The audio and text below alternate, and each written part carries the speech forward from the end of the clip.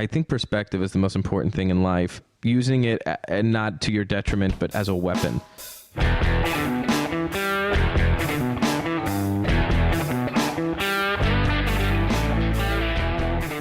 Welcome. This podcast brought to you by CavemanCoffee.com. Check us out at Caveman Coffee on Instagram at Caveman Coffee Co. We got that nitro cold brew, super cheap to ship and get to your house. Doesn't have to ship cold, unlike our cold brew nitro. But the big exciting news on the cold brew nitro is that we have kegs that are going out now, and they are creamy, frothy goodness. I mean, it's really above par. It's so good. I am Tait Fletcher, and today we have Skylar Astin, good friend, tremendously talented, kind of musical genius, actor. I met him on set of Graves, and we just had a fucking fantastic time yucking it up. A lot of friends in common, friends with Fighter and the Kid, et cetera, et cetera. And I just always wanted to sit down and talk to him. Here we are like a year later. He's going into the second season of Graves, I believe. And he was on his way to Bulgaria for another film and just fit me in. And maybe we talked too much about politics. I'm not sure. But anyway, it was the end of both of our days. And we had a nice wrap and really enjoyed it. And I look forward to do it again. Skylar will be a continual guest on Pirate Life Radio. And I hope you love it. Please rate us on iTunes. Write a little review if you can. And hook it up over at YouTube. I've got my channel, Tait Fletcher, and we're trying to post as many videos as we can. I think I fucked up the video on this one with Skylar, and I only got a partial, which I apologize for. I'm just learning the ins and outs of it all. So thank you for that. Also, I want to thank, as always, my producer on this show, Eric George. Kills it. You can find him at Man No Sober, and that's his handle, Man No Sober, and just a fantastic beauty of a human out there enriching the world with his soul. Also, thank you to Taylor Galbraith for doing all the ins and outs and plugging up all the holes and crossing the T's and dotting the I's on this thing. We'll talk to y'all soon, and as always, much love. Stay savage. A big Tait Fletcher. Powerful Tait Fletcher.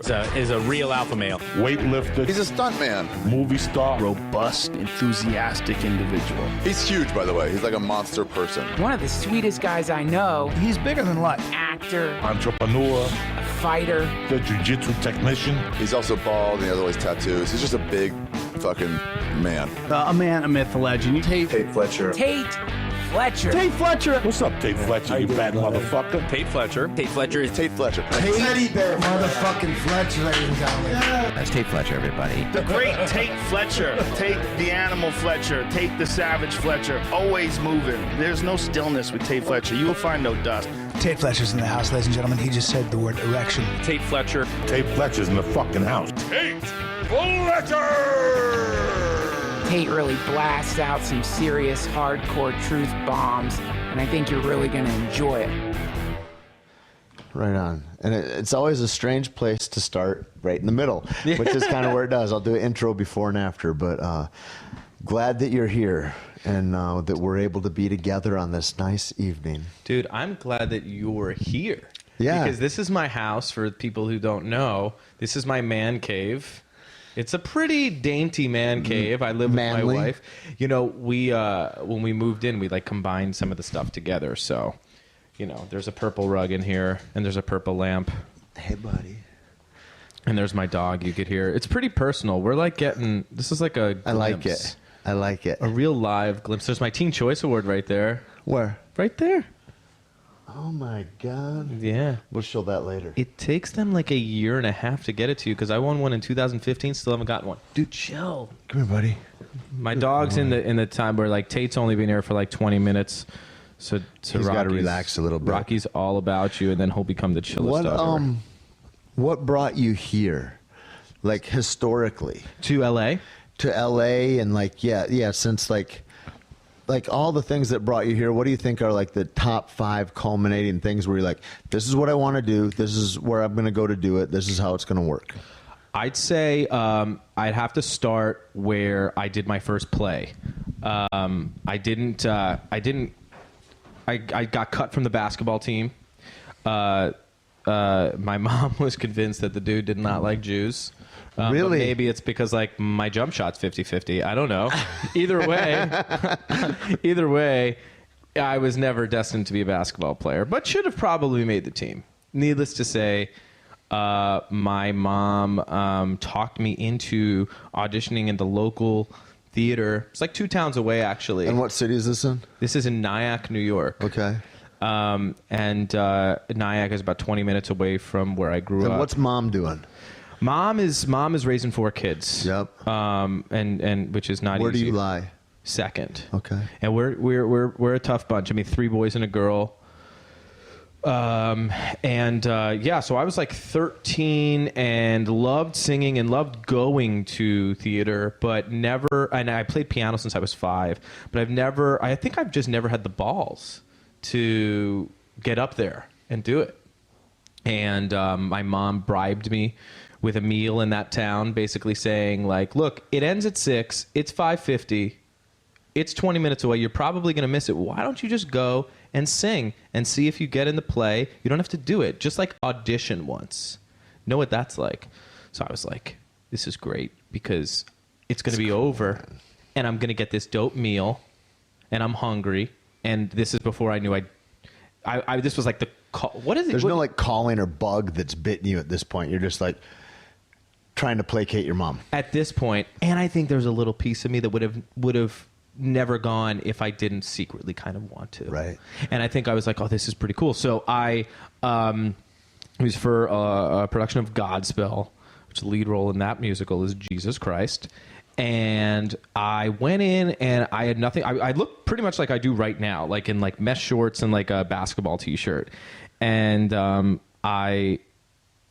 I went there, and of course, I didn't know that things run late in this industry.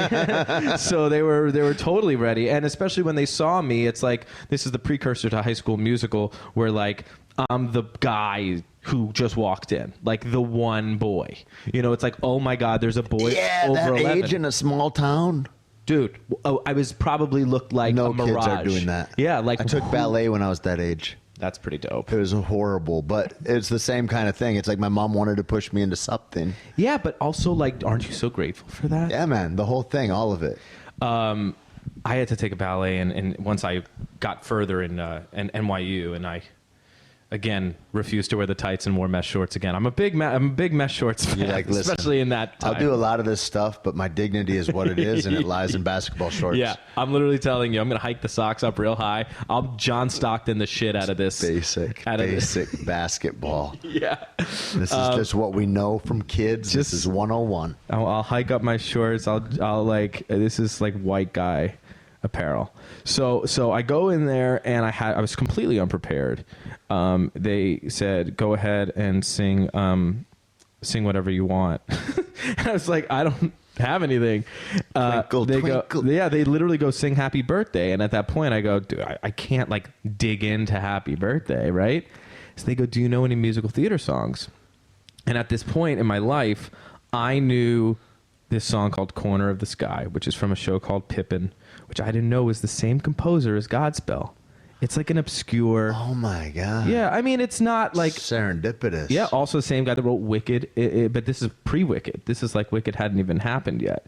So I'm like, I know this song because my sister used to listen to these Broadway kids soundtracks where it was like these kids singing these Broadway songs, and it was pretty corny. Got a Little Wayne album like that. Yeah, and I used to...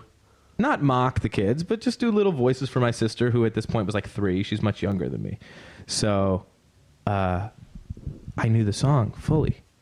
And of course, the piano player's like, yeah, I know Corner of the Sky. Da-da-da-da-da-da. Starts playing it. I'm like, oh, God, here we go. And I sang it, and I did okay. I'm sure serviceable as any 14-year-old guy. Amazing. I'm getting a good part. I mean, the balls on just to do that is crazy. Yeah. And then they make me do one of these parables, because in that thing they have these just huge monologues, kind of biblical in a way, and they're like stories. And they're like, just tell the story, you know? And I'm completely on book. It's a freezing cold read, you know? I do it once. They say, okay, that's good. I'm sure I had no inflection in my voice. And then they go, try to do it like a lion.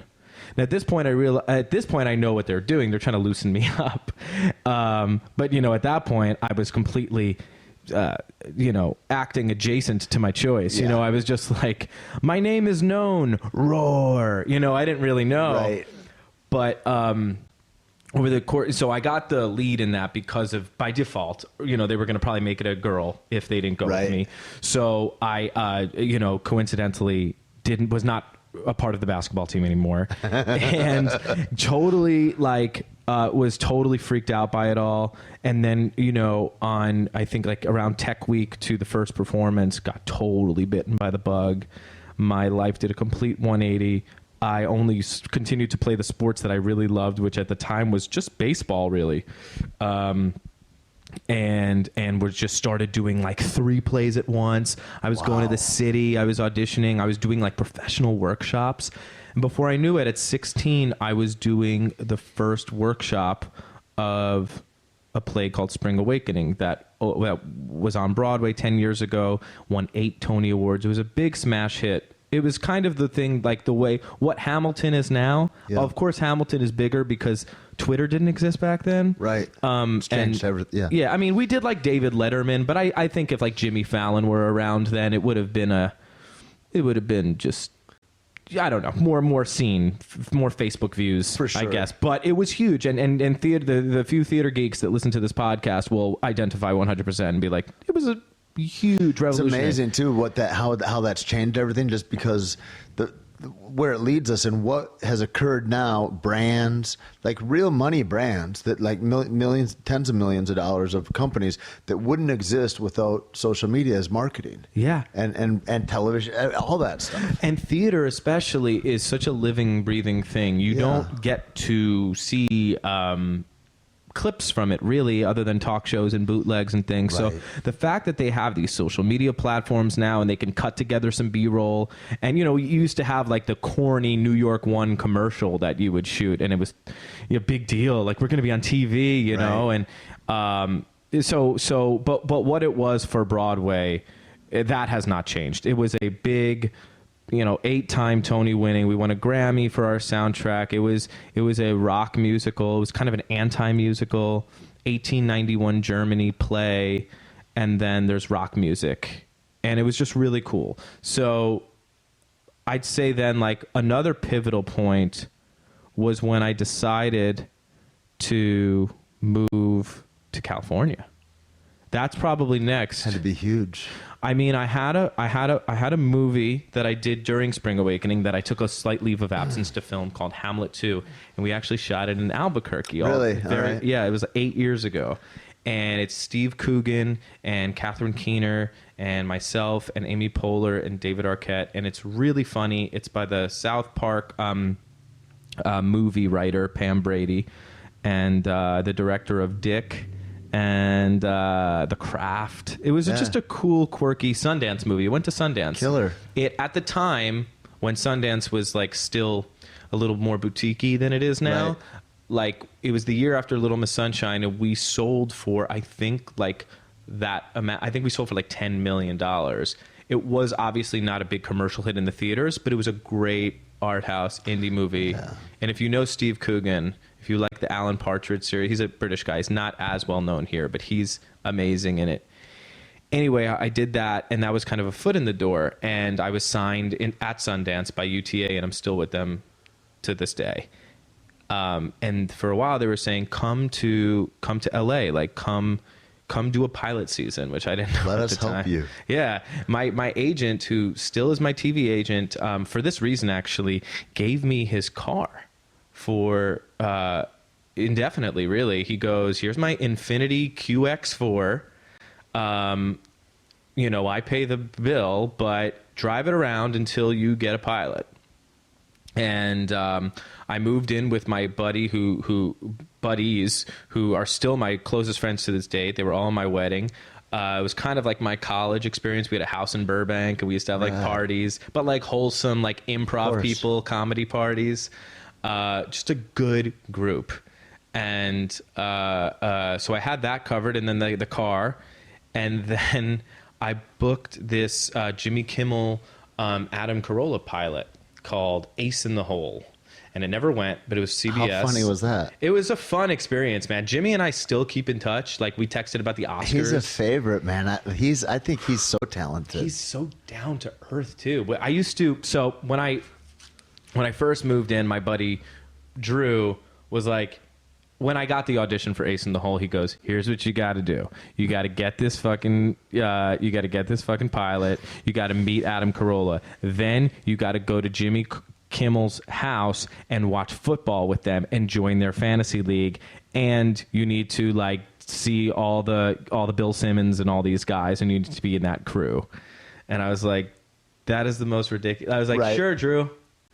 And fast forward, it was like a moment on set when I was with Jimmy, and he was like, he was bragging about this new, he had just moved into a new house, this 125-inch screen that he just got. Right. And he's so excited, and he's telling it up to this guy, Kevin Hench, who was the showrunner, and Adam. And he's like, "Skylar, you should come." And I got the offer, and I was like, "Holy shit!" You're like, here's how it all goes. I was like, "This is it. I'm gonna be best friends with them." And Jimmy cooks he has like a menu every week, and it was a blast. And I only went a couple times, especially because then CBS passed on the show, which is bullshit. But I learned very fast there that not all these hot pilots get picked up, right? And like. And then I just started doing plays in New York again and was like, I'm not going to be that guy that like shows up like, "Hey, remember me? We almost did a TV show together." Right. Yeah. But I had like a good 4-week run there. Jesus. With the clan. The clique. Yeah, totally. And then I'd say another pivotal moment. But by the way, am I rambling? Talk to those guys again? Yeah. I haven't talked to Carolla in a while, but Kimmel and I, like, he always... he wanted me for a pilot that he was doing last year, but I was on Graves. Right. And he is so sweet. He sent me like a video of his aunt watching me in Pitch Perfect and goes, "Hey, I think you have like an admirer," and my aunt hates everything. That's so cool. Yeah. That's fucking neat.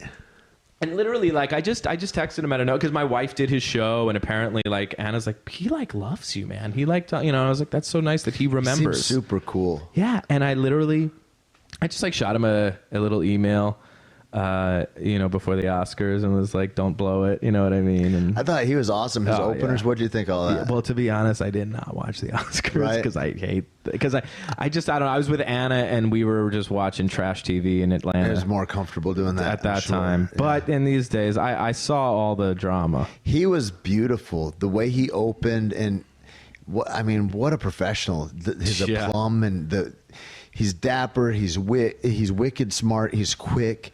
But then also he's not like he pokes fun and he doesn't thrash. It's like the way that he knows how to have this dynamic that is like a little bit edgy, but he doesn't overshoot the mark ever. He's just like tampering on the line of just like finding the humor in everything. Even when that craziness was going on, he had a little smirk because it's hilarious. He's like, "This is great. Yeah. I can't believe I'm standing in the middle of this soup." Yeah, and you could see, oh God, he feels bad, and he's also confused and a little nervous, but really. And he said it on his show because I watched his monologue the following night, and he was like, "Also, really, I was just trying hard not to laugh." I bet. Man. Yeah, that's a trip. I was wondering I wonder how that happens. First of all, it's like you've got the one job, whoever fills those envelopes. It's Russia, dude. It is. It could be Putin. I don't know, man. My sister was like, "Do you think it's fixed?" And I was like, "No, dude, that's just our presidency." Yeah. He said that, I guess we don't have to get into all that, but he said like that I guess we're all too focused on him. That's why we got it wrong. That's why Trump? That was the mistake. Is that right? He has an amazing way of making everything about himself. Man. I just saw him like clips that I'll read of his. He's unintelligible. He's not. He's just the side illiterate. Right. And then he'll reiterate things to the point where he's just filling the space. It feels like. It's weird. It's like he's not really trying to put a message, but... And then he would say that twice. They're not really trying to put a message. They're not putting a message. They're not trying to put a message. These fake news. He's like that. Like he's like almost Tourette's-y. Yeah, and he's so defensive. I mean, he's just like such a liar, and he's just so like soulless. So he'll just say anything to create a response, and he's just that guy that's caught in the cookie jar, and he's constantly having to divert, and people are following him, and I understand, but it's just, it's nice to, it's kind of refreshing to see some people that voted for him being like, all right, I could admit it. Right. I thought it was going to be different. Right.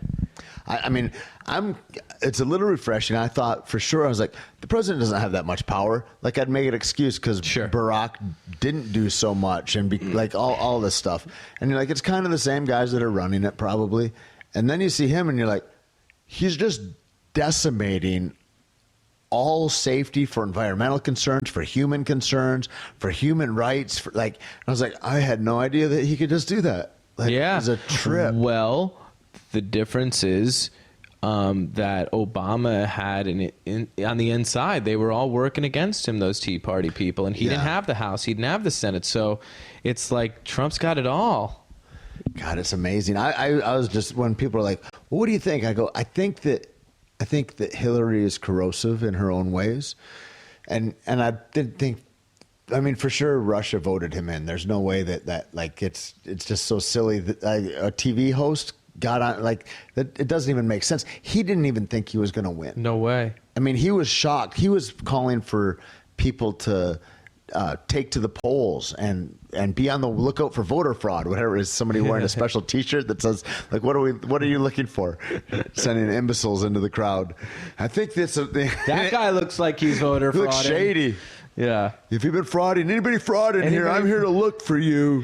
Dude, it's a trip. It's weird. I was on a flight to New York to be on the fucking Harry Connick Jr. show to promote Graves, thinking we got, I was like upset because I had a night flight and I did that on purpose because I was like, look, I know I have to go to New York, but I wanted to be on the red eye because I want to be there with my wife on election day when a woman gets elected.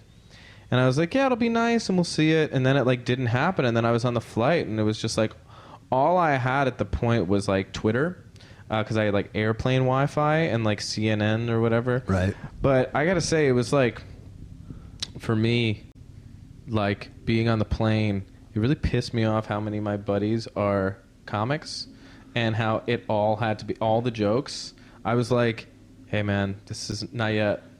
I can't too laugh. soon still. I can't fucking laugh. But comedians, they have to be the first to get it, right? And also that's also a way to cope and a way to deal with insanity is to just, kind of laugh about it. I was at the store the other night and there was a comic and he'd just heard, it was like maybe 12 minutes after he's on stage and he was doing a little crowd work. And he's like, why are you people all, what the fuck? Well, we just came here from the Magic Castle. They closed down because a guy killed himself there. And then he's like, huh? And they go into it. Somebody had hung themselves over at the Magic Castle, one of the magicians or something. Recently? Yeah, like a week and a half ago. Jesus. And so he starts then riffing jokes. He's like, what? Too soon? It's just a little bit of time and a tragedy, and that's what makes comedy, people. Welcome. Is 15 minutes long enough? Yeah. I mean, they go into it. I was once at the Improv, and I was seeing my buddy Brett Gelman, who's one of the funniest people on the planet, and I actually know who it is, but I'm not going to say. A comedian who's great, who I didn't know at the time, who was up and coming. He made a joke about my friend who had just overdosed, and it was like the guy from Glee. Overdosed and died. Yeah, he overdosed and died, and Leah Michelle's a friend of mine, and she was like dealing with it. I was seeing all of it firsthand and grieving with them, and it was really awful. I mean, just a horrible thing. And like a few days later, I'm seeing my buddy's comedy show, and the guy just goes for it. And look, I know enough just through my buddies that it's like, look, it's not his fault. He's trying. Yeah, it didn't work. Yep. Yeah, so I liked it, but it like legitimately really upset me. It was just so recent. I was like, man, you really never know who's in the audience, but also, True. And it's so not his fault. But I mean, I just remember having so many mixed feelings about that because I was like, hey, I know, like, I'm not, this is just such a crazy set of, it's a kind of a crazy coincidence, but I'm like really hurt.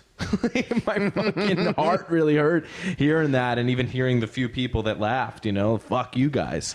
I like hearing how the different comics do, like, because there's comics I know that would never do anything dark. Sure. And then there's the guys that it's like, that's the easy stuff to jump on. Right. And it's a cheap laugh in a way for the bottom dwellers in a way, you Yes.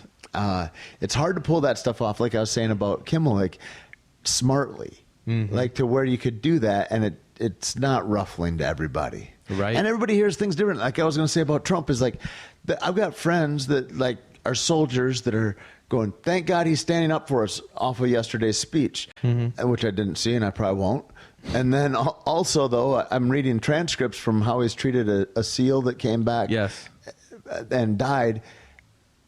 And I was like, he's for sure not on their side. No. And so I'm like, how do we all receive all these different messages? Like my friend is hearing messages that are like, this is great. He's really heralding us. He's on our side. Maybe it's because he put $50 billion into the war chest. I don't know what it is. Well, yeah. I mean, he's just, and knowing him, and I actually haven't watched the speech either, but I'm sure in layman's terms, he just goes, look, what we're going to do, it's going to be so great. Our military is going to be so strong. We're going to fight. We're going to win. We're going to take care of our guys. Yeah, and we're going to be the most powerful country, and let's go, like America, fuck yeah. And enough people go, yeah, but they don't listen to the minutia of what he's doing, and his actual plans. There's never a real policy. There's never a real plan. It's just super empty. interesting too. I think when he threatens other countries, like all the trouble that goes into the diplomacy to make these things happen, that goes on for decades, maybe. And he's like, "How about we just invade you? Maybe that." And it's like, that's not your opener. That's like I want to date a girl and I open with a dick pic. Like, you're not going to get anywhere with them. You might, but you might anyway, though. But like, that's crazy. But you'll end up with like herpes, and we don't want America to end up with herpes. Yeah, Rogan was saying that. He's like, I feel like America's in a midlife crisis. Like they're like a dude that just got a shitty Corvette and he's just got the top down but it seems like both sides are going like. I feel invaded. Really? I feel like our country kind of got invaded by like some real fucking evil crooks, man. Like that dude doesn't pay his taxes. Now there's others. So here's another thing. I'd like to know the extent that Russia put him in as our president, or to the point that that's just some crazy conspiracy. I think they have him over a barrel to a degree. I do. I think there's pictures of him getting peed on and everything. All the stuff they say, I believe that it's crazier than that. But also, there's a ton of people in America that voted for him, and I'd really like to listen to them also about why are you so disenfranchised. Like, I get it, like it's gone this way far enough that you want to pull it back somehow, but it's interesting, and it's interesting that there's not like a governing body like the DNC is charged with anything for the original voter fraud. It's not. It's an interesting place that we're in. I try to be very when I say stuff, I don't try to become that bitter guy who lost the election because I like to focus on the nonpartisan issues, climate, the world, right, women's rights. Stop and frisk laws. Yeah. These are just things that you're like, hey man, have a heart. Hey, Republican or not, or Democrat, this guy has not paid his fucking taxes for 20 years. Yeah. People go to jail. Yeah. For years for that. What's that about? Wesley Snipes. Yeah. Free for Wesley. Real. Fucking Abby Lee Miller, who's a trashy TV show that my wife and I watch, Dance Moms. She might be going. And yeah, I know Rocky, really? my dog, getting upset. Yeah, she's probably going for like 2 years, they're saying. And it's like, she's like, this is silly that I'm talking about this person, but she's in like season 7 of a Lifetime show, and you think, well, she's not they're gonna figure it out. Right. No, dude, that's the one. Well, what are the two Martha things Stewart it's like they'll put those ladies in jail. Oh yeah, and by the way, what are the two things that are most certain in life? Yeah, death and taxes. Sin and archide and like, okay. And then people listening to this may go, fuck you, how do you know? I don't. Right. So prove it. Well, I think the thing, too, that's the fucking bummer is that I wanted to hedge my bets on, like, I didn't want either of those people. I didn't vote for either of them. But like, I certainly thought that things that are already settled were settled. Like, I figured it would always be safe to get an abortion. And I figured it would always be safe to bring people into the country. You're looking at them with scrutiny, and that happens. And I trust all the people at Homeland Security that are doing that work for all the last 20 years or how, like, it's amazing to me, though, that those things can get rescinded. Like, we go, oh, okay, this has a real effect on the river. Okay, so we're not going to dump this stuff in the river. We're going to find another way to do it. And now all that stuff goes back. He's going, you can dump in the river now for all your mining problem. Like, anybody that's got a mine near a river, go ahead and dump. We've got court cases where everybody sues because everybody got cancer in towns. Like, there's all, like, it's crazy, man. I mean, he's really going to dial the clock back. I mean, what about gay marriage? It's like Obama did that federally. It wasn't a state thing. And now, I don't know. And weed. I think that's a trip too, because that touches on commerce. So people I don't know if they put $1 billion into it. Like, I don't know how much has gone into that. Sure. But for legal distribution of marijuana, you've just now stolen from all the people in a way. You know what I mean? It's like, you can't say, erasers on the end of pencils, they're good and clear, and then have everybody make millions of those, and then next year, no, they're illegal now, and now you're charged with a crime for having them. Yep. You're taking away, like, people's livelihoods, and that to me is the most upsetting. All of those kind of issues that and we took for granted, like, oh, it'll always be this way. How much do you pay attention to it all? I was really hot about it for a while. I was kind of invited to this, like, interesting little thing on Twitter, actually, with a bunch of influential people, some crazy people. And just to kind of, like, filter the intake of where we're getting our news and sharing things. Have you guys seen this? And it's just a bunch of like-minded, smart people. And I'm the least smart of all of them. Like, I literally don't. I love rooms like that. Yeah, I don't contribute a lot to them. Right. I that's my filtered timeline, and every once in a while I'll go, that was awesome. Or that's I had no idea. Yeah. Sometimes there's, like, levity in the group. That's when I, oh, nice one, dude. But that's kind of where my focus has been. I'm getting jumbled here, but there was something that we were talking about that was, like, all those nonpartisan issues. We talked about you always side on that end of things. Yeah, rolling back the clock is something that is scary and dangerous to me. And there's something that, like, they call I think it's like FADA or something. It's the First Amendment Defense Act, and that's like a shill for just saying, like, yeah, well, it's really religion. It's like you get to believe whatever you want. So you get to be so religious, and we're protecting your right to be so religious that if you have a problem with a homosexual in your cake store, you can refuse them. You can refuse to give. I mean, I kind of don't have a problem with that in a way, because I'm like, at least I know who everybody is. I know who has the SS band on.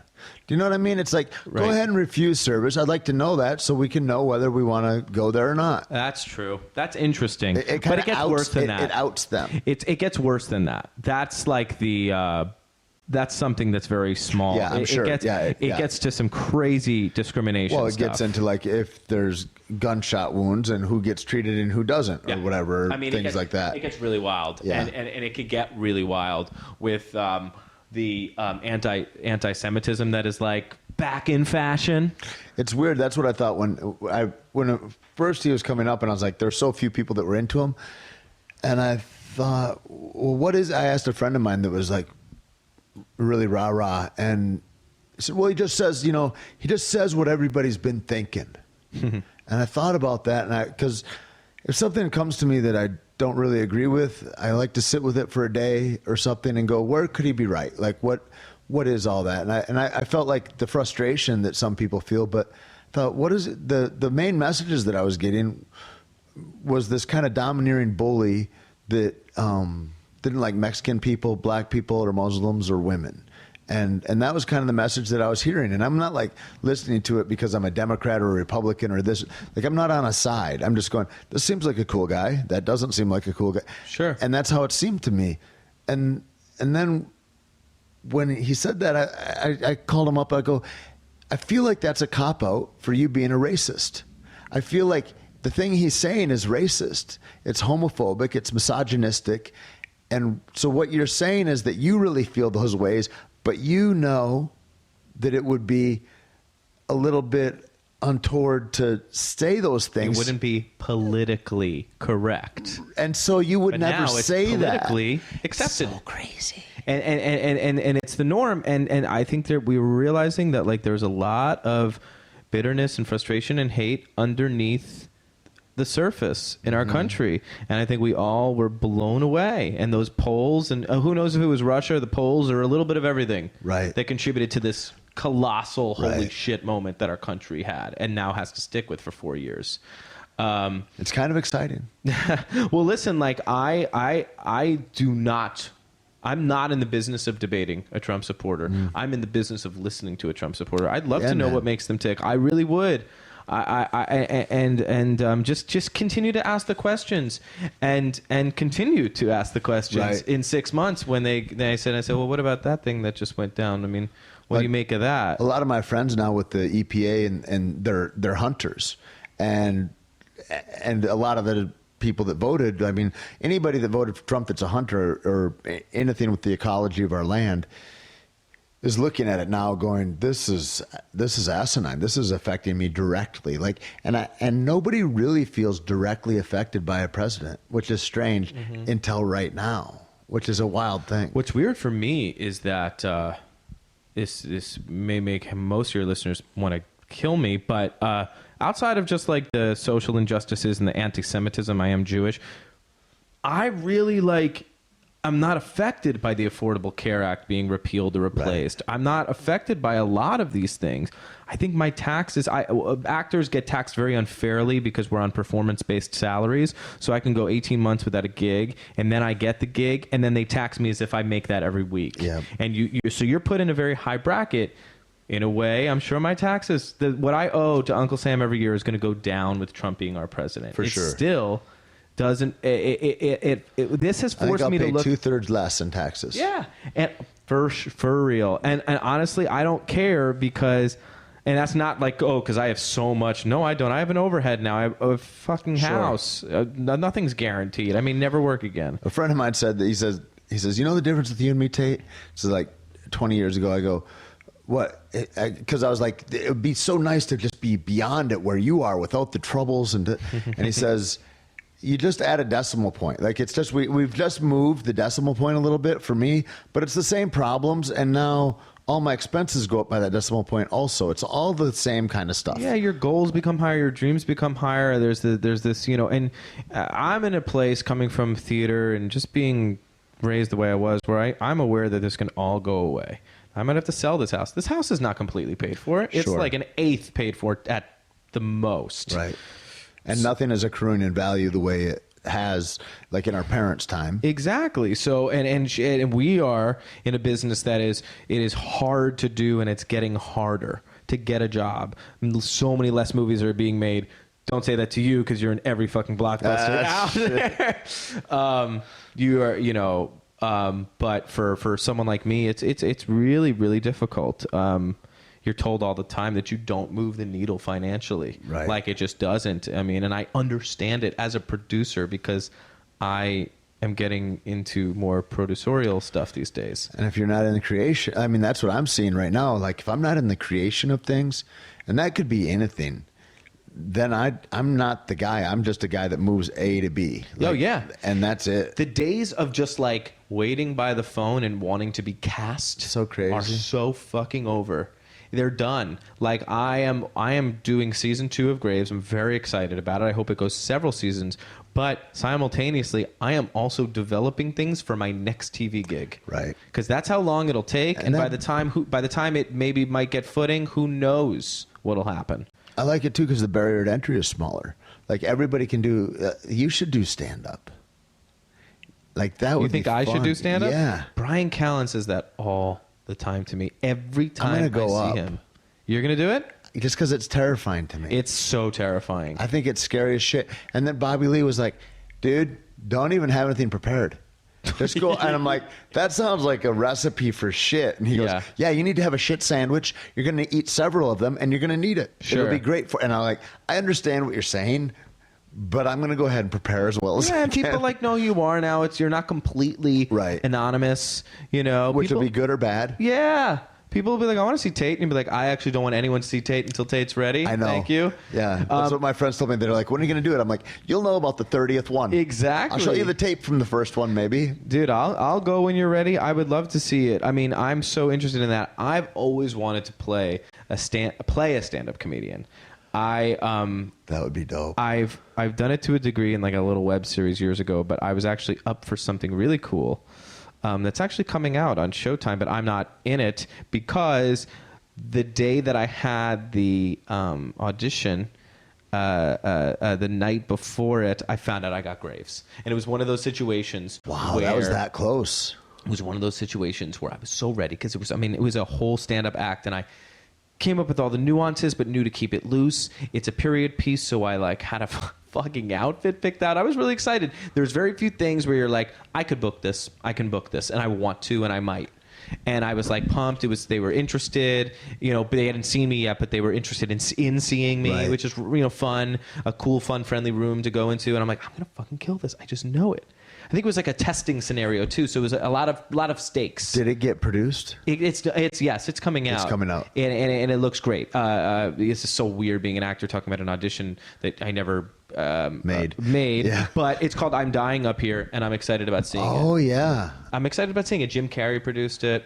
I won't say what role I'm up for because that's just such bad form. That's awesome. Because someone else got it, and I'm sure did wonderfully, and he might have gotten it if I was up for it too. But it was that weird feeling where I was in my old apartment and I was ready to go, and I was looking at the things. I'm doing the monologue, and then I get a call, and I thought it was something else, and then I found out I got Graves, and then literally, because Graves was picked up for 10 episodes right off the bat, and it started in like 2 weeks from that moment. So I literally did the thing where I put the fucking sides in the trash, went directly to the fridge, or the bar in my house, my little like setup, and I just like poured a bourbon and just instantly was like, all right, fuck that. Like I'm literally working. I went from literally like having something very important to do tomorrow that a lot of pressure is on me, and there's pre-negotiations that need to happen, but I was instantly unavailable and instantly could not do it legally because I had already signed a contract for my screen test with Nick Nolte, and I'm literally like, it was such a weird feeling because I was like, I feel like I wanted to play that character, but thankfully, I always thought it would be cool, man. I'd love to see like in character. In speaking of that, when you're like the guy that doing it, he's probably going to do it justice and all. Is that I would love to see any iconic film with a different actor. Do you know what I mean? Like I would love to see like a remake? Why don't we have The Usual Suspects with different characters throughout them? Or let's see how De Niro would have done this piece instead of that one, instead of a Pacino, or like those two. Well, they do that these days with remakes. I mean, those are kind of interchangeable. Yeah, they're interchangeable. That's the same guy. But that's a fascinating thing. That's why theater's so fucking awesome. Yeah. Because people come in. I saw a play called, oh my God, God of Carnage with James Gandolfini, Marcia Gay Harden, Hope Davis, and Jeff Daniels. Is that why so many actors want to go into theater? To me, it's a good place to start, and it's a way harder adjustment to go into theater. I know a lot of film and TV actors that are like, I don't know, that's a lot. And I did like a live multi-camera sitcom with the live audience, and like even that is very close to theater in a way. Right. And I know a lot of actors are like, I can't, I don't know. It's just, you got to do it straight through, and it's like, well, to me, if you haven't had some sort of theater experience, training, or anything, like, you might be an amazing film actor. And there are people out there. There are some Julia Robertses that classically did not cut it when they went to Broadway, and people that have gotten better. We're not going to see Johnny Depp on Broadway. No. I mean, there was some actor. No. I think there was like a Sean Penn situation where Sean Penn tried to do it, and he's just so quiet. and you just couldn't hear. Or That actors that think that projecting is not, and they're now not on voice, and it's just like weird, and they're moving their eyebrows too much, and it is something that But facially, you have to be bigger too if you're on stage. Is that but true? there's a flow and there's a rhythm and there's a tone to and if it. it's forced, is forced. You definitely don't want to force it. Forced is forced. You could still be on voice and in your body and be as big as you want. Look at performers like Jack Lemmon. But like, if you're selling me bullshit, I don't care. I'm not going to believe you. Yeah. And there are people out there, Meryl Streep's, Kevin Kline's, that just like do it well. I did a play recently, James Earl Jones. The guy's a master. No way. Yeah, he's a master. Anna did a play with special. Yeah, Anna did a play with Morgan Freeman and Francis. To do McDormand. that, and to work with Nick Nolte. I mean, I felt like when I was on, I did it was like 2 days we did with Mel Gibson. But just seeing how that guy moves and works around a set, like what happened. That's a fascinating human. Like that's next level stuff. Just to be able to see people. That's 40 years or I don't know how long he's been doing that. But yeah. And then I got to train. Who was blew me away that he was a stage actor at first was Gene Hackman. Oh yeah.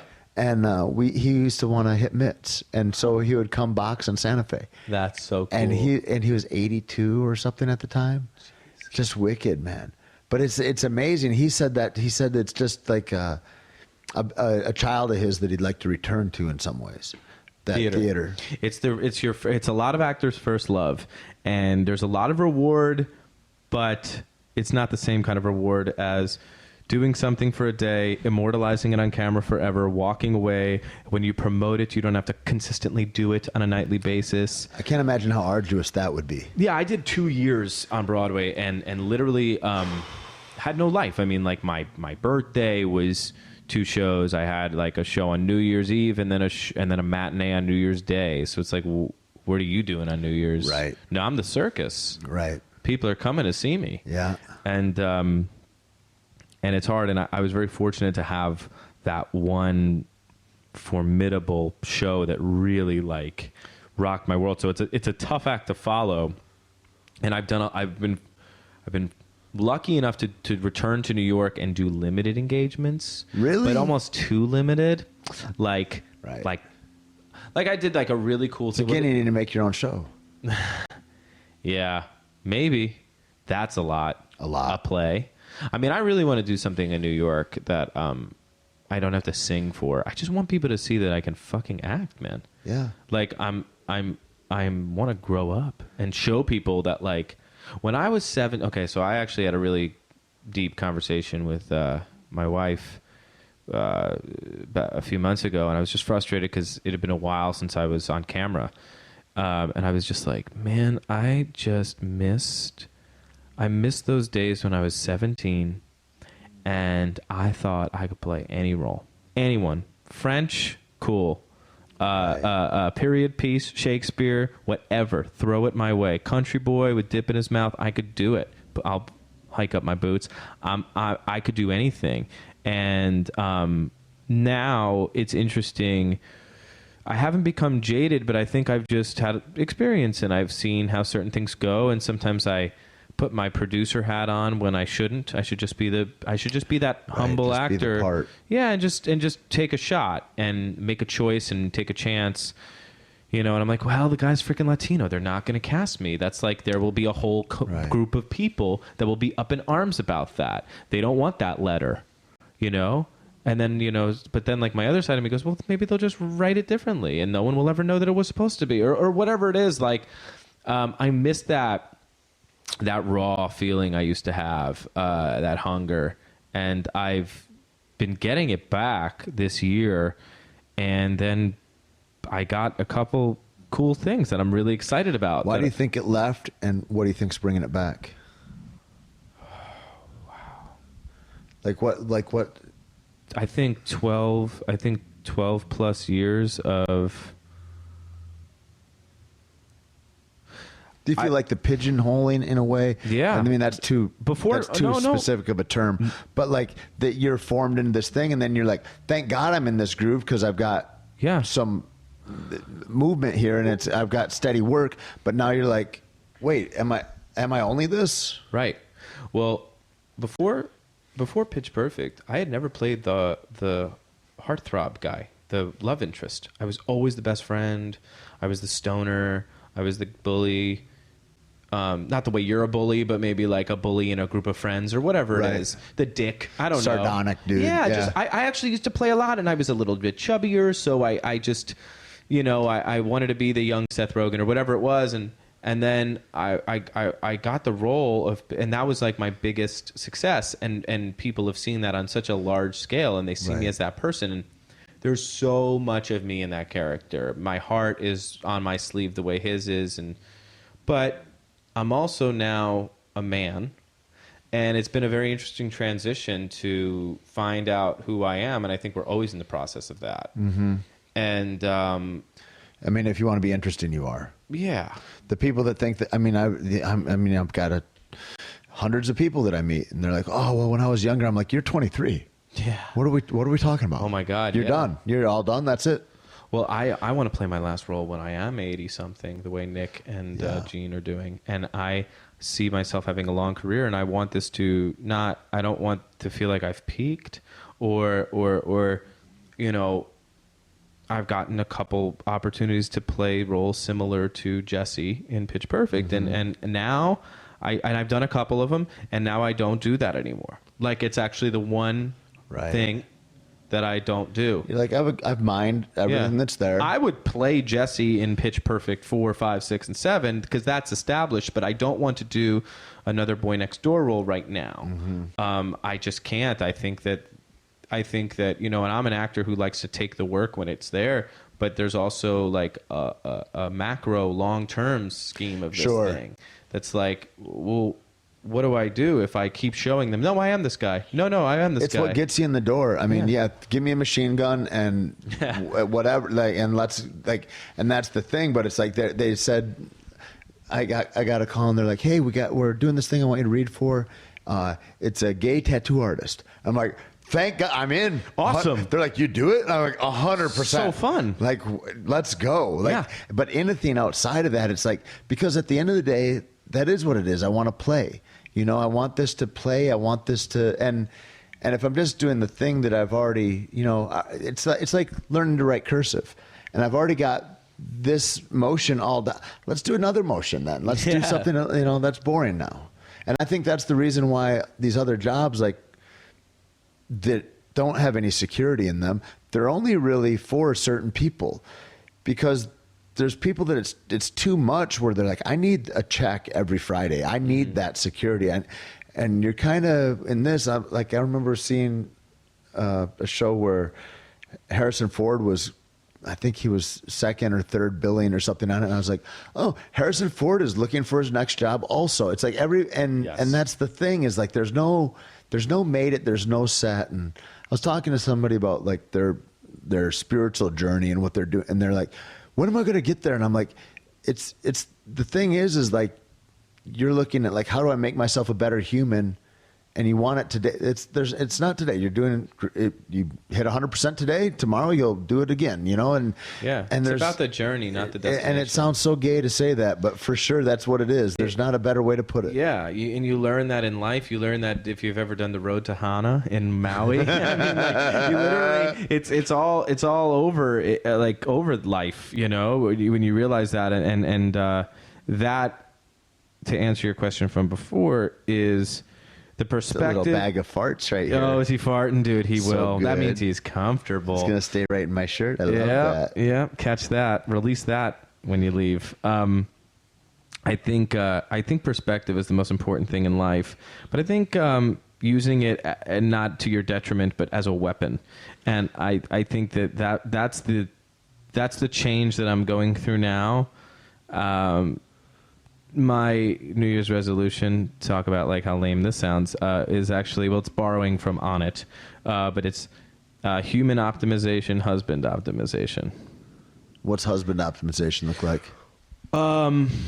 First year of marriage, making sure that I am at my full potential, that I'm always listening, that I'm always there for my wife, and that I'm always just like taking this transition, which I think I think in life we're always in a state of transition. Sure.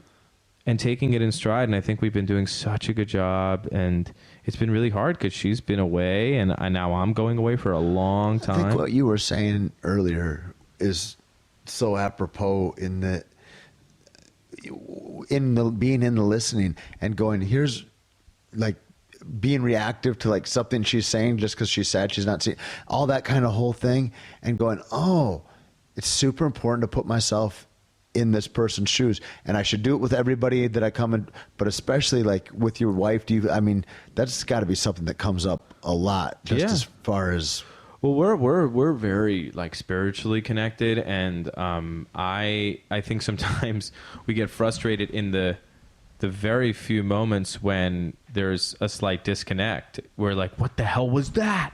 Right. And I think we need to see more like, well, what about the 99% the time where we are so connected that it's freaky, and so we're used to that. So when it's like breaks, it's like, what was that? Right. Whereas we should be like, because we're two separate people. Sure. And that's the perspective that I take, that we both have been taking in our relationship, and that's the perspective I like to take with any relationship.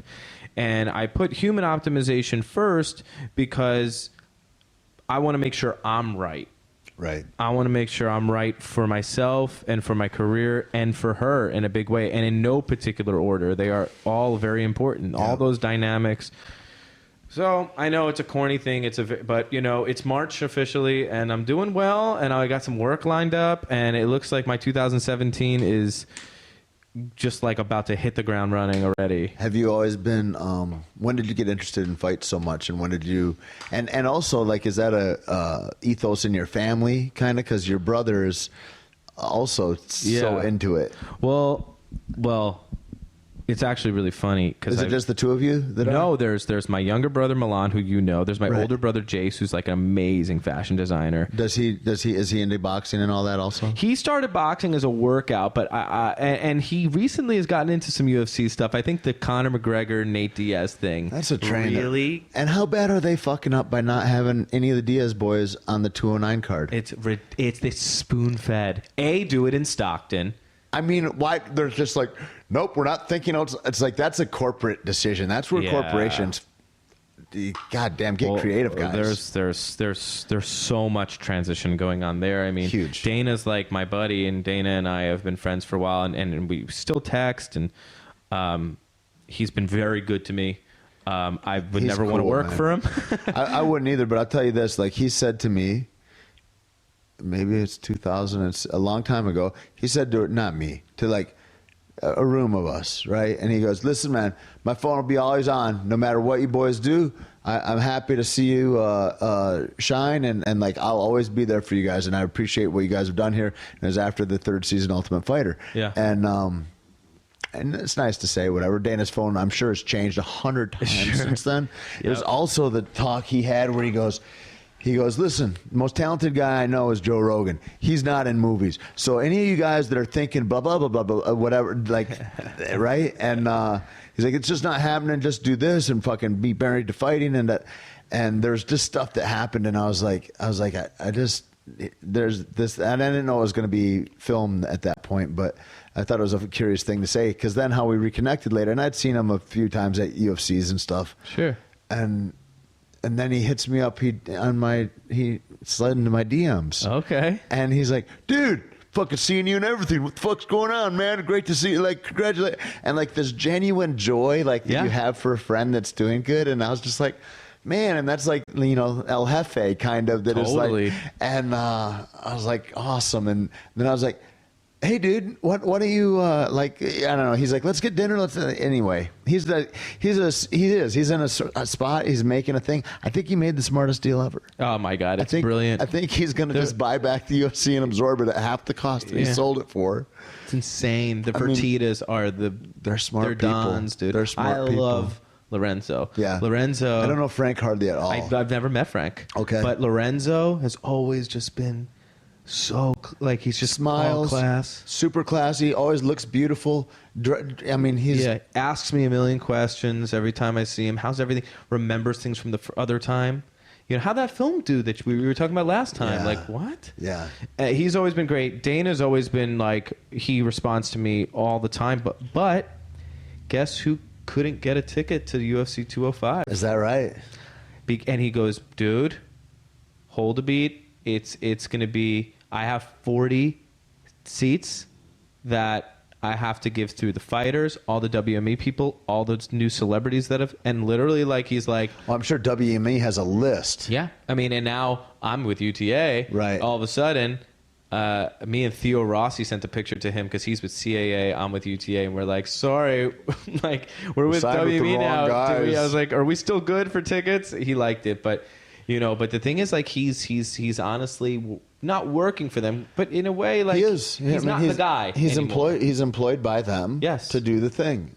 So he doesn't. I would. I haven't seen him in a while, and I'm sure if I ever got a dinner with him and picked his brain a bit, he'd probably be honest. And I wonder what he's like, dude. I have a feeling behind the scenes he's going to be like, there's a lot of things that have been done that I wouldn't have done. There's a lot of things where I didn't even fight them on it because it's not even my place anymore. I mean, Jesus, did you see, like, the New Year's Eve? It's like you have it in Houston. You have a card filled with guys I don't know. The New Year's Eve, wasn't Rhonda like around that time? Rhonda Which was Houston. Which was Houston. Rhonda fought in Vegas for sure. Yeah, Rhonda fought in Vegas on like the 30th or something like that. And then they did. Oh, and then Super Bowl. I'm sorry, Super Bowl. Yes, Super Bowl was. That's Conor McGregor used to headline those. I was like, Boston. that's crazy.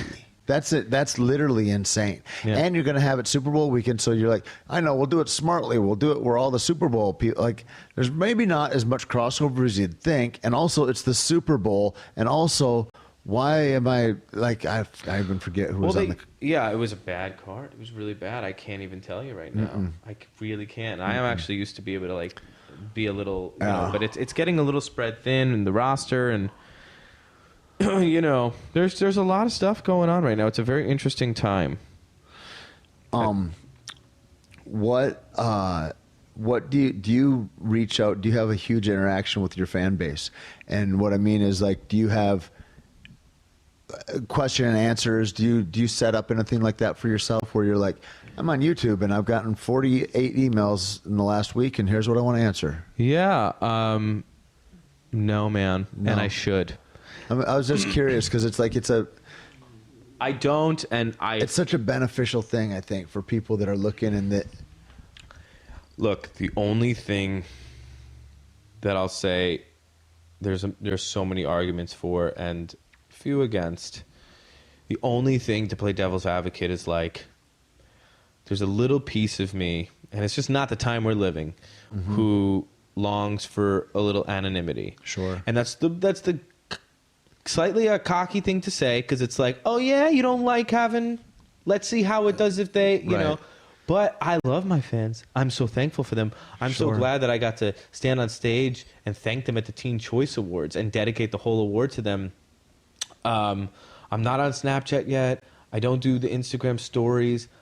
I'm not at the place yet where I want to be eating breakfast with them. Right. And that's not to say that I don't love them. I'm just like, you need to be able to turn down. And I mean, for me, what I gather from it is that it's like I need to be able to regroup on my own in order to be giving and to be at my fullest capacity to be helpful. Yeah. And if that is an open window all the time, it can be tough. I mean, because I was going to ask you, how do you control it then? Like, because that's a faucet you just don't want open all the time either. I used to, exactly. And I've had some stuff happen where please answer me or else I'm going to do something bad. And then you acknowledge that you saw it. And then now everyone knows that that's a way to reach me. It's only a few crazy ones that make it fucking weird for everybody. It's I like to give information. I like to take behind the scenes things. I will send a video. But I just don't know about the live aspect of it all. I've live tweeted a lot. I engage with things when it's like the network asks me to do it, but it takes a lot for me to go, okay guys, quick Q&A. Really? Like, it's easier for you to go, I'll go on podcasts periodically and all that kind of Exactly. thing. When I go on like Brendan and Brian's, like there's always a fan question segment. Sure. And it's always very pitch perfect, my wife related. Right. Which is something that if you know anything about me and you scroll through my timeline, you'll see my wife, my dog, and, bits and pieces of my house and my journeys. But and I do that to share that with my fans and stuff. It's just, but you know what? I've come a long way. Like I used to, and Chris Weidman will attest for this because back in the day when like 6 years ago, maybe back in the day, but think about how far social media has just come in 6 years, right? I used to never look at my mentions. Hell, in the last 2 years. I mean, it's crazy. It's crazy. Yeah. And so things are inevitable now. I'm getting Snapchat. I mean, I have Snapchat. I use it for the filters, but now I think I might start, and who knows, maybe I'll have fun with it on my next gig. Right. Maybe on set we'll be on Grave Season 2 doing a Snapchat. That'd be great. Yeah. But I was, I used to pride myself on never checking my mentions. They'd be like, how do you do it? And I'm like, and I have a holier than thou fucking attitude about it, I'll be honest. But I was a little bit like, if you're feeding into the good stuff, then you're harping on the bad stuff. And, I only use it All that shit's outgoing. real though too. Yeah. And I'm sure there's a lot of people fighters who lost fights that are like, why do I look at this? It's horrible. So I try to I try everything in moderation, man. I'll do a Q&A. Yeah. I don't think I'm going to do a daily Q&A. So by this, so maybe I haven't done a Q&A or something like that in a while, but there's not to say that I'm firmly against anything at this point. I believe these days in a bit of transparency. I think I become sure I've lost a lot of transparency followers. And transparency. You know what I mean? Trans is the new parent. I think I've become a little bit more transparent. I've said some political shit. I would have never done that. Yeah. And now I'm like, fucking. It's weird because I always wonder, like, what's the risk, with that kind of stuff. Oh, I don't want to put it. And it's like, it's what it is. And we're all out here. And my number one thing is, like, I don't want to be against anybody. I want to be for humanitarianism. Sure. And however that looks. And it's like, listen, like I've got a vested interest in some nightclubs. For sure, I'm not letting everybody in the nightclub. It's the weird thing that happens politically is that they polarize things so much. They go, you're against vetting. You're against this vetting of people that we've already had come in or whatever. So you're for open borders. And they're like, well, you guys are for closed borders. Sure. And then it volleys back to both extremes that just happened 2 sentences in. And you're like, no, it's neither. Nobody is for closed borders and nobody is for open borders. That would be ridiculous. Exactly. And it's the same thing, I think, with the abortion. It's like they go, well, I don't want my tax dollars paid. I don't give a shit if your tax dollars pay for it or not. And frankly, unless you make over $100,000, your tax dollars probably don't pay for anything anyway. Exactly. Like it's not that way. However, I do think that anybody that gets pregnant should be able to have safe medical care. I mean, 2 months ago or something, there was a lady that I think in Tennessee or something couldn't get an abortion, so she tried to give herself one, ended up in the hospital, ended up with attempted murder charges on the fetus that they like. It was it's like a nightmare. But like, I'm like, it's 2017, and that barbarism should not occur in my country. This isn't 19th I just want to keep people Germany. safe, Yeah. And anyway, I look at all that and I go, you're not on that side either, buddy. We're all kind of over here. Like, let's just hug it out. Dude, that's what I'm saying. That's why again, it's always those bipartisan, nonpartisan issues. This is exactly humanitarian. It's like on a human level, this isn't cool, right? Right. On a human level, this is something we should support. My friend Annie, she says, "You're a feminist. See, you're a feminist." I go, I said, I'm not any of that. I'm fucking. My name's Tait, and that's it. Like, and I respect women. I went to that Million Women March with my mom. Same. And it was fantastic, man. And I hear what everybody said. Like, there's so many. It's weird what happens. This cult that starts to form around ideas and ideology, and what I saw there when I went, and I didn't know what it was. That I had no idea. I just heard that it was happening, and somebody says, "Oh, you should go." And I go, "Okay, cool. I'll go check it out." It was a friend of mine. Did you do it here? No, I was in Santa Fe. I was in New Mexico. I went with my buddy Trevor downtown here. Really? And it was beautiful. I saw all the pictures. And so I just saw people loving each other. I didn't agree with everybody. I saw all the speakers up close. I was close to the stage. There were some great speakers, great poetry. There were some great singers, and And then there was a couple guys there was very few was anti-Trump stuff. I mean, it wasn't about that. There's all the things that people bitched about that it wasn't about. I'm like, that wasn't what it was about. Yeah. And if you're looking to just agree with everybody on everything, like, you miss out on all the flavor of life. Like, I'm so glad that I went and was a part of that. It's kind of like when I said going to China. I had this idea as a kid, Tiananmen Square, this dark, oppressive communist government.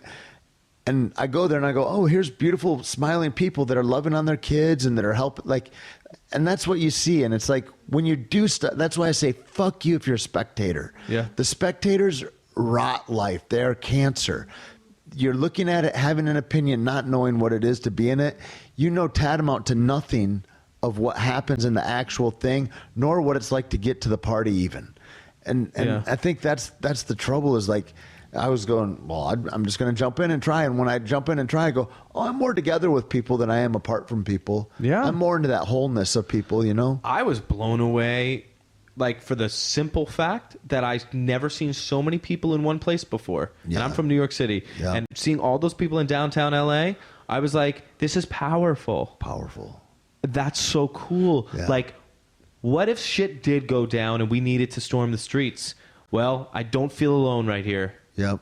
And the beautiful thing was there was nobody yelling hate stuff. No. And there was just, how many arrests? I mean, 0. It's so crazy around right? the world. And it just is like, if you were going to say, well, what is it distilled down? You're like, well, people trying to want to push goodness or something. It's like, that was what I was left with. So I was like, I hear all this stuff afterwards. And I hear even like friends talk about it. And I'm like, that's not what it is. They're like, well, you know, these people that are trying to make up pronouns and everything. I'm like, that's not who's there. Like, it's not like. And by the way, there are some vulgar signs and, sure, you know, and I'm not so down with the nasty women thing. And here's why. Yeah. And by the way, if you are, and if you said that, and if it was in your speech and you felt good about that, that's actually cool too. Yeah. Like it's very empowering, taking the word back. I totally get it. To me, it's like, no, you're not nasty women.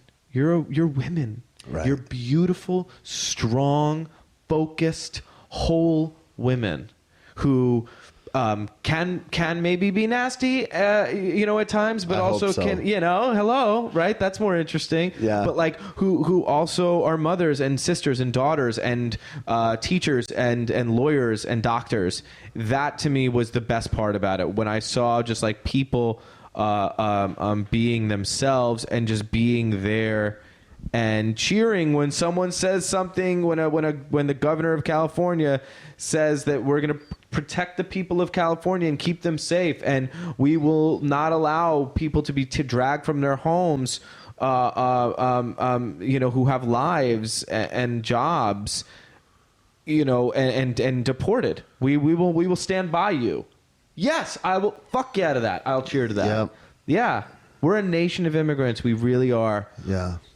Especially, I mean, I don't. It's such and also there's things that are misrepresented as far as where power should be placed. Like, you can't have a guy on videotape rape somebody, spend 6 months in a county jail, get out and be like, that's all good. And at the same time, like, there's such a disparity between who gets treated how in our legal system, our justice system, and now on the intakes. Like, it's a bigger topic than it's a bigger topic than I have brain capacity for. Yeah. And it's a bigger topic that I know that our current government has brain capacity for. Yeah, it's heady shit. And that's why, actually, you know, I could tap into it at any moment, but there are just times with my wife, there are times with my mom, I'm talking on the phone with. Right. If we get into it, sometimes we're like, all right, enough of that shit though right now. Yeah, man. So that's, I want to talk about that before we go, but like, that stuff, people say, well, what do you,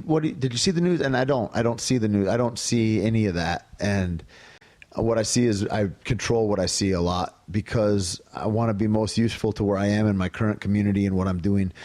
And that's another thing. Like, I think with this we're so transparent in life and everything is so transparent that how do I create filters to keep my brain safe? A guy told me one time, he says, you know what your eyes are for? And I said, for seeing. He says, no, your eyes are filters so that you don't see so much. Mm-hmm. If you saw every pore on a face, if you saw every wrinkle, every hair, you would literally go insane. It's to filter you from not seeing so much. And I thought that was super interesting. And on that note, how do you stay useful and potent where you are? Can you just take all that stuff in? No, I can't. I can't. Sometimes in that little group that I talk about, sometimes I'm like, man, you're just waking up at 7 a.m. and just being like, what are we going to do today? You know what I mean? That could start to feel like, it's a resistance movement, but there's just some days where I just want to like have my bulletproof coffee, my caveman coffee, and like kick back, fucking feed my dog and go, I have some shit to do today. Yeah. And I gotta like, I have to call my mom. I have to. It's been a while. And I got this appointment and I gotta do a record session and I'm trying to get a workout in and I'm trying to make dinner with my wife tonight. And it's important to sit down and just sit in the hot tub or in a hot shower for 20 minutes and not have anything. Yeah. Yeah. All that. There's been a lot. It's been very interesting. Anna's been gone. And I've been visiting her a lot, and I will continue to until I have to leave town for a while. But shit, I forgot where I was going there.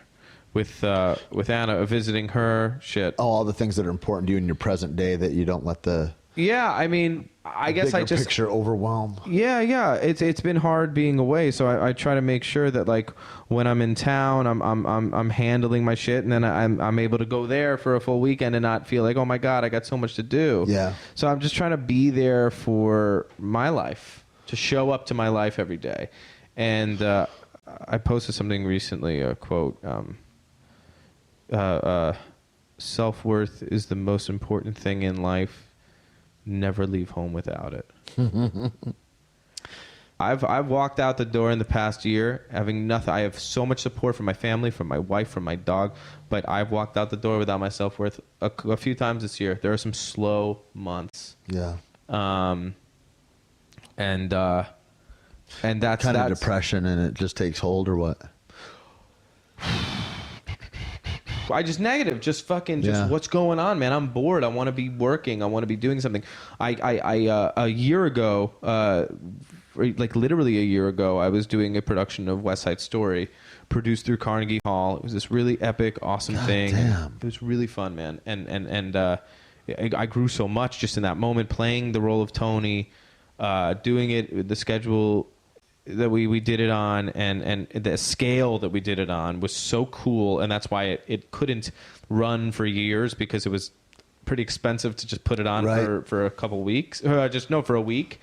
It's just one of those splashy, fun New York things where you could never get also the Carnegie Hall 50-piece orchestra to play 8 shows a week. So it was so cool that we did it then, and it was done. But I remember calling my agents, and I was like, let's go. Next challenge. Because if you tell me that I don't need to be singing at the very top of my range and the top, like, level, and I need to get it out, and I need to scream my head off in the second act for bloody murder and do another, performance in 3 hours, and all I have to do is just say some lines and emote and on a camera, and I get to do it again, and I have to match it. Yeah, I'll match it. Actually, I want to change it up this time. I was like, let's go. And then I didn't work because I was on Graves. Right. So I was limited, and I could really only do movies, which that sometimes slows down.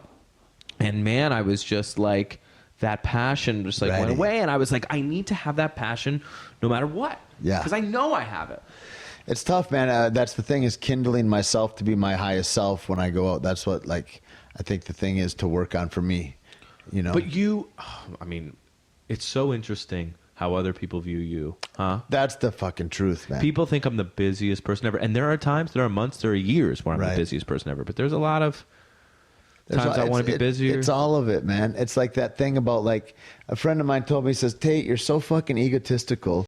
You think on a fucking whirling ball that's plummeting through space, that varies 100 degrees Fahrenheit regarding where you are on the globe on any given day, and you want to be comfortable all the time. You want to have all your needs. Like, fucking, it's not like that, man. That's not. Yeah. And you know, yeah, man. There's so much to learn. There's so much to know, and there's so much just as far as like how I'm gonna address life as a man, and then grow into that and leave room to grow into that. Like not knowing things is so nice. Yeah. You know, and then admitting that you don't know them. It just leaves it all open, man.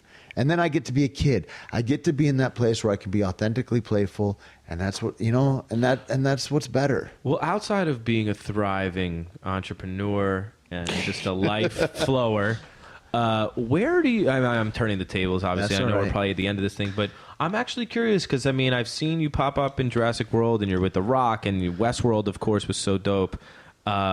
Graves, Breaking Bad. I mean, to name a few.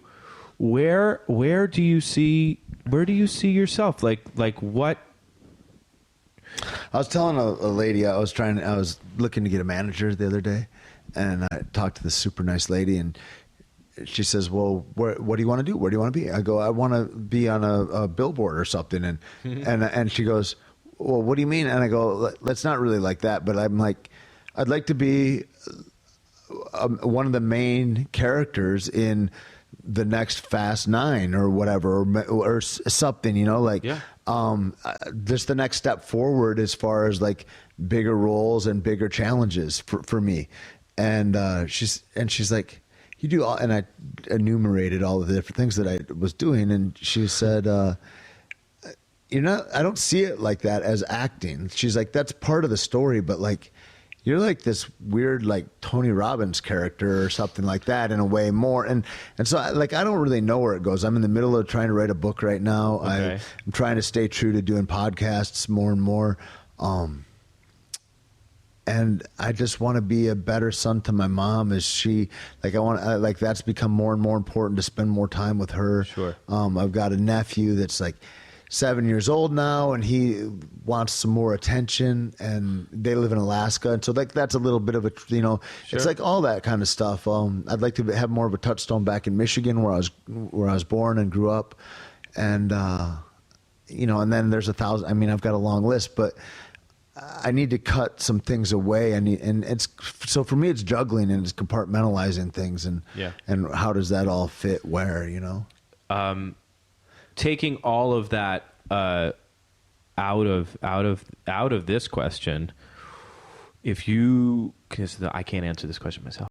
If you could write a character for yourself on a TV show, or just write a TV show for yourself, who would you be? What would be going on? What's your Breaking Bad that maybe is on Hulu or Amazon or Netflix or any of FX, any of these AMC shows? Have you seen Taboo? No, but I hear it's phenomenal.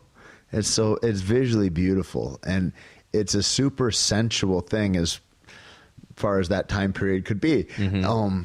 That's the Tom Hardy one, right? Yeah, it's amazing. It's amazing, and I don't know. I look at that kind of a question. I would want to do something. You know, she said it came up then too, and she goes, "Well, you need a through line. Like, what's your mission statement?" I said, "I want to elevate myself to the highest potential that Tait Fletcher could possibly be, so that I could be the most useful to people around me." And like, I would want that show to be something that was like that was like contemplative, that was dynamic, and brought people in. And I think like a Marcus Aurelius story or something in modern day or something, like, how do we navigate this world? I would like to build characters around that kind of goodness and that kind of a higher calling. That's ambitious and beautiful. I mean, that's what I think would be neat. Yeah. Who doesn't want to be a part of something that's also saying so much more? Right. That's why that movie Get Out was amazing. I just saw Jordan Peele. It's phenomenal. Hey, did you see Tom Ford's new movie? Yes. What did you think? I thought there were some really great performances. I thought that it was beautiful, and I thought that it's hard to tell that I'm like, we're just in a book right now, or what? I was like unnerved. I had feelings going through it all. I thought it was great, and I thought it was wonderful, and I thought it was, and I don't know if this is true or not, but I thought it was a movie that would not get made except that he came and said, "I got $30 million. I'm going to make this." I mean, there's so much style in it that sometimes I wanted a little less style. But that's what you're getting with the Tom Ford movie. Obviously, saying this, I would die to work with him. But I like certain versions of certain people's characters a little bit better. I don't know. I'm a bad person to ask. This is stupid. This is bad. No, I can't talk about some actors because they're so good and they're so great. But like, there's just some noir acting going on with certain people that sometimes some actors, and these people are so talented, but they go off voice, and sometimes I can't. Like, you could talk in a vocal fry. You could talk in a vocal fry and not be on voice, but sometimes it just like doesn't mean anything, because if you're just on voice and you're saying the same thing, you could still be small and you could still be intimate, but you're at least speaking with your true voice. Right. You're not like here. Like, what is that? You're whispering, and so a lot of film actors do it, and a lot of people are masters of it, and sometimes you don't even realize. But there are some actors that you're like, you're not faking. Do you think it's the same thing that people do in real life when they do that, where they're, whether it's conscious or unconscious, they're trying to draw you in? For sure. Like, I'm trying to control you. Well, it's manipulative. Right, it's manipulative. You're not being a real person. Right. You're just trying to be a version. You're playing this person. Be the person. Yeah. Aaron Taylor Johnson was the person. That guy's never not on voice. That guy was fucking amazing. Who was that? Aaron Taylor Johnson was the kidnapper. I mean, he was like the guy. Oh, God. Yeah. Damn. Homeboy showed up. He was great. He was something else, man. He was great. I mean, his outfit was about $3,000 when he died. So great. So amazing. That was, yeah. I was a pump for that movie. I loved it, man. Maybe that's why I really liked it. But I had some issues because I thought I was just going to be like enraptured, like Mulholland Drive style. When are you back from Bulgaria? I'm back from Bulgaria. I think they had me booked until early May, but I heard that we'll probably wrap end of April. Cool. And then I go first week of May to Albuquerque. Wicked, man. I hear that bar is going to be used. I told you that, right? Yeah. There's going to be more things happening there. That'd be great. I think we had that. You know that cafe in Santa Fe in the square. That's where we shot a lot of all the diner stuff. Cool, man. I think the new hangout spot might be at the bar. I love it. I love it. Well, all right. Let's do a second half of this when you get back. Maybe we'll do it in Albuquerque. That would be fantastic. Yeah. Thanks so much, man. All right. Oh, hey, where do people find you? Oh, people find me on Instagram at Skylar Astin, no underscores, dots, or dashes, and Twitter at Skylar Astin, and Skylar Astin Facebook. Yeah, I have that. I'm sure. I link things. Very randomly, I will just like drop an announcement there first, just so like the few people that pick up on it will be like, we also have to follow this. So that's a weird thing too. That algorithm, however they just choke it down, and it's like, oh, I got 4 people that watch. Like, okay. Anyway, right on, man. Much love. Thank you.